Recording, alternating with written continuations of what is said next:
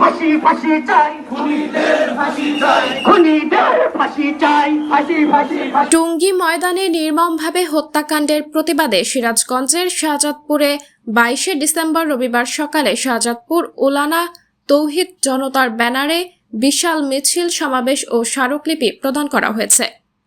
জানা গেছে, গত 18 ডিসেম্বর গভীর রাতে ঘুমন্ত সাতপন্থীদের উপর সাতপন্থী ও ওয়াসিফ গ্যাংদের বর্বরিত হামলার প্রতিবাদে মিছিলটি থানার ঘাট করতোয়া ব্রিজ থেকে শুরু করে বিক্ষোভ মিছিলটি শহরের প্রধান প্রধান সড়ক প্রদক্ষিণ করে বগুড়া নগরবাড়ি মহাসড়ক হয়ে উপজেলা পরিষদ চত্বরে এক বিশাল সমাবেশ করে বক্তব্য রাখেন মুফতি এনামুল হক, মুফতি আনারুল্লাহ, মুফতি মুস্তাফিজুর রহমান এবং দোয়া পরিচালনা করেন মাওলানা নোমান।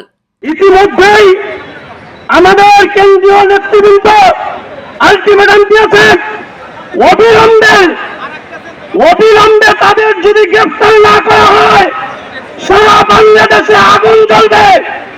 একটা একটা সাদিয়ানীদেরকে ধরে গাছের সাথে বেঁধে তাদেরকে প্রশাসনের হাতে দেওয়া হবে। আর গোটা বাংলাদেশে কোন মসজিদ মাদ্রাসার সমাবেশ বক্তব্যে বলেন, এদেশের 90% মুসলমানের একনিষ্ঠ ও শান্তিপ্রিয় তাবলিগ জামাতের কাজের মাঝে বিভ্রান্তি ও বিভাজন সৃষ্টি করতে চলেছে ভারতীয় সাতপন্থীরা।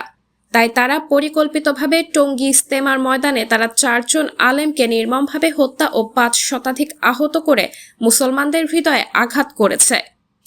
তাই অবিলম্বে সন্ত্রাসীদের ফাঁসি ও তাদের সকল কার্যক্রম বন্ধ। সাদিয়ানি গ্রুপকে সন্ত্রাসী হিসেবে ঘোষণা এবং তাদের বিরুদ্ধে আইনগত ব্যবস্থা গ্রহণ করে দৃষ্টান্তমূলক শাস্তি প্রদান সহ 4টি দাবি পেশ করেন। সমাবেশ শেষে উপজেলা নির্বাহী অফিসার বরাবর স্মারকলিপি পেশ করেন তারা। সাবরিনা জলিল, সবার কথা।